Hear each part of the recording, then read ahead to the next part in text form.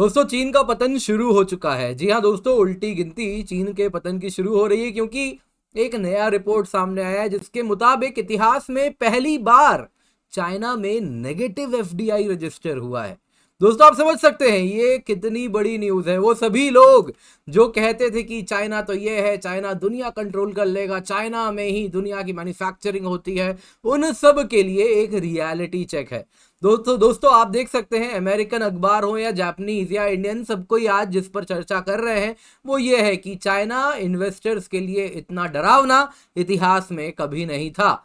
Foreign investment in China turns negative for the first time. इतिहास में पहली बार हुआ है। यहां पे 25 साल का आंकड़ा इसलिए बताया जा रहा है क्योंकि पिछले 25 साल से ही रिकॉर्ड कीपिंग स्टार्ट हुई है with respect to China's FDI, और ये अब नेगेटिव हो चुका है। दोस्तों न्यूज की अगर हम बात करें तो चाइना अब, जो कि दुनिया की सेकेंड लार्जेस्ट इकोनॉमी है, अगर हम उसके दिए गए जीडीपी डेटा को माने, वास्तव डेटा क्या है वो तो वक्त ही बताएगा, लेकिन वो भी अगर आप देखें तो वहां पे भी स्ट्रगल शुरू हो चुका है। Foreign companies, foreign investment China में रुक गए हैं। एफडीआई चाइना में पहली बार 1998 से स्लिप किया है, यानी नेगेटिव हुआ है। 1998 क्यों? क्योंकि 1998 के पहले चाइना अपना official data with respect to FDI नहीं निकाला करता था। तो दोस्तों चाइना का ही state administration of foreign exchange है सेफ, जिसने ये डेटा रिलीज किया है। आप देख सकते हैं सालाना हर क्वार्टर में कितना एफडीआई आ रहा है, इसका डेटा दिया गया है। तो आप देख सकते हैं दोस्तों 2020 वाला जो साल था उसमें किस प्रकार से हर क्वार्टर आप देखें तो 100 बिलियन का एफडीआई का आंकड़ा उसके करीब 75 से 100 बिलियन के बीच में रह रहा था। फिर आप देख सकते हैं 2022 आते आते जीरो कोविड पॉलिसी का जो नतीजा था वो दिखना शुरू हुआ, और 2022 पार हुआ। 2023 से आप देख सकते हैं किस प्रकार से एफडीआई कम होना शुरू हो गया, और 2023 का ये जो क्वार्टर आप यहां पर देख रहे हैं, आप देख सकते हैं दोस्तों ये किस प्रकार से नेगेटिव का आंकड़ा छू चुका है। यानी कि दोस्तों चाइना की जो एफडीआई स्टोरी है अब वो खत्म हो चुकी है। अब चाइना को कुछ और करना पड़ेगा। जी हाँ दोस्तों, एफडीआई -11.8 बिलियन हुआ है थर्ड क्वार्टर ऑफ 2023 के लिए। 2022 में जब चाइना में ऑलरेडी जीरो कोविड से इतना हाहाकार मच चुका था, तब भी 2022 के थर्ड क्वार्टर में ये आंकड़ा करीबन 14.1 बिलियन था, यानी कि पॉजिटिव में था, भले कम था, अब ये नेगेटिव हो गया है। दोस्तों इसके पीछे क्या कारण है सबसे पहले वो हम डिस्कस करेंगे, पर उससे पहले आपको बताता हूं इन्वेस्टमेंट फोरकास्ट क्या आ रहा है। ये और डरावना आ रहा है दोस्तों। सितंबर सर्वे हुआ है Japanese chamber of commerce and industry जो चाइना में मौजूद है, उनकी मेंबर कंपनीज का, उनमें से आधे रिस्पोंडेंट्स ने साफ साफ कह दिया 2023 में तो हम इन्वेस्ट ही नहीं करने वाले। 2022 में जो ऑलरेडी इन्वेस्ट किए थे उससे कम या फिर जीरो इन्वेस्ट करेंगे, ये जापानीज चैम्बर ऑफ कॉमर्स का कहना है। अमेरिकन चैम्बर ऑफ कॉमर्स जो शंघाई में मौजूद है वो क्या कहते हैं, उसमें से केवल 52% रिस्पोंडेंट्स ने कहा कि हम अभी भी 5 साल के बिजनेस आउटलुक को लेके ऑप्टिमिस्टिक हैं। बाकी ने साफ साफ कह दिया कि ये ऑलरेडी ये नीचे जाने वाला है। और ये 52% का भी जो नंबर है दोस्तों, ये 1999 से लेकर अब तक का लोएस्ट लेवल है। चाइना को लेके अमेरिकन चैम्बर ऑफ कॉमर्स हमेशा से बुलिश रहा है, आज तक केवल 52% ऑप्टिमिस्टिक हो ये नहीं हुआ था। यूरोपियन यूनियन का जो चैम्बर ऑफ कॉमर्स है चाइना में, उसने भी साफ साफ कह दिया कि हम तो भैया चाइना की ग्रोथ स्टोरी से अब डिसइल्यूजन्ड है, हमारा बिजनेस कॉन्फिडेंस चाइना में अब लूज हो चुका है। अब दोस्तों आते हैं इसके पीछे क्या कारण है। आप देख सकते हैं दोस्तों ये पूरे वर्ल्ड वाइड आपको यही सेंटीमेंट देखने मिल रहा है। चाइना के जितने भी बड़े इन्वेस्टर्स हैं, फिर वो जापान हो, फिर वो यूएस हो या फिर यूरोप हो, सब ने अपने हाथ खींच लिए हैं। कारण बताता हूं दोस्तों, दो कारण है, एक कारण है फॉरेन, एक कारण है डोमेस्टिक। पहले बात करते हैं इंटरनेशनल कारण क्या है। दोस्तों यूएस के साथ चाइना का टेंशन बढ़ रहा है। अगस्त की ही बात देख लीजिए, यूएस ने साफ साफ कह दिया कि चाइना को chip related technology, artificial intelligence की टेक्नोलॉजी यूएस से अब नहीं जाएगी, उस पर रेस्ट्रिक्शंस लगा दिया with respect to chip of certain जो उनकी नैनोमीटर्स में जो साइज है उन चिप्स को तो स्पेशली रोक दिया गया है।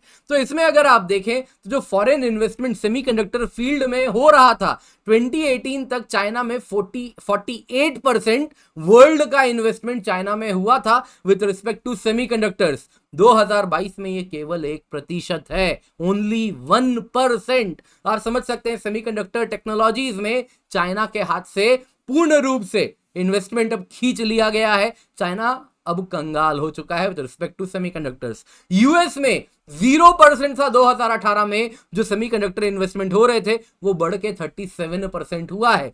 वहीं इंडिया, सिंगापुर, मलेशिया में 2018 तक कंबाइंड इन्वेस्टमेंट सेमीकंडक्टर्स में 10% था, ये अब बढ़ के 38% हो गया है। यानी चाइना +1 पे बहुत तेजी से काम हुआ है। चाइना +1 होना था, यहां विदाउट चाइना +2, 3, 4 हो गया है, जिसमें 3-4 देश अन्य हैं और चाइना से पूर्ण रूप से सेमीकंडक्टर्स का इन्वेस्टमेंट खींच लिया गया है।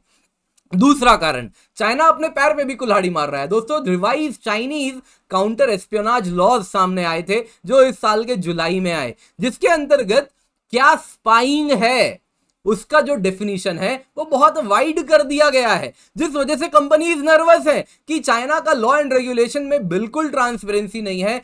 किस काम को वो कह दे कि आप स्पाइंग करते हैं, ये बड़ी कठिनाई इन कंपनीज के लिए फेस वो कर रहे हैं। उनके मन में एक डर है, जिस वजह से कंसर्न्स है बिजनेस कंटिन्यूटी में कि भैया यहां पे काम कर रहे हैं और चाइना कल को कह दे आप स्पाइंग करते हैं, क्योंकि स्पाइंग की डेफिनेशन बहुत ब्रॉड कर दी गई है उसके नए लॉ में। तो इससे भी बहुत डर है। फॉरेन कंपनीज इंक्रीजिंगली कह रहे हैं कि चाइनीज एम्फेसिस ऑन सिक्योरिटी इतना हाई हो गया है कि हमको तो डर लगता है कि क्या एस्पियोनाज है क्या नहीं है, ये बड़ा डरावना हो गया है। तो कंपनीज भी कह रहे हैं चाइना में हमें नहीं जाना, वहां से तो हम तौबा करते हैं। इन शॉर्ट दोस्तों, चाइना में अब आज तक चाइना को ग्रो कौन किया, चाइना क्यों बड़ा बना? It was because of foreign investments. अब फॉरेन इन्वेस्टमेंट्स के जरिए और फॉरेन मार्केट में वही सामान, दोस्तों दोनों आपस में इंटरलिंक्ड है। फॉरेन इन्वेस्टमेंट होता है विदेशी कंपनी का, तो वो सामान बनाते हैं सस्ते में और दुनिया को एक्सपोर्ट करता था चाइना, यही उसकी इकोनॉमी को चला रहा था। अब इसमें ये जो पार्ट था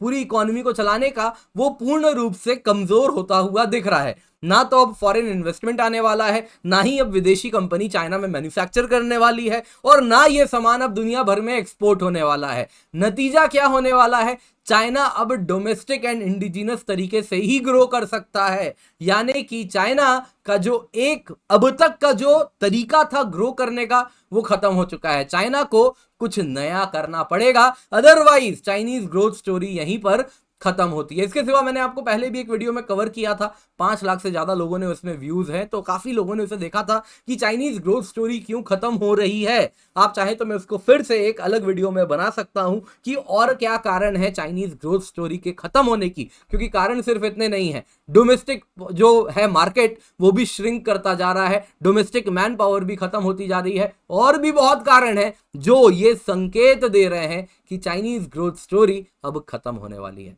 दोस्तों, आज की वीडियो पसंद आई हो तो लाइक जरूर कीजिएगा, और आप क्या समझते हैं इस ग्रोथ स्टोरी के बारे में? आपको क्या लगता है चाइना के साथ क्या होने वाला है फ्यूचर में? मुझे जरूर कमेंट में बताएं, मैं सारे कमेंट्स पढ़ूंगा। चैनल अगर अब तक सब्सक्राइब नहीं किए हैं तो कृपया करके सब्सक्राइब करें। अपना जो प्रेम है वो इस चैनल को जरूर दें, वीडियो को लाइक करें और इसको सारे ग्रुप्स में जरूर शेयर करें।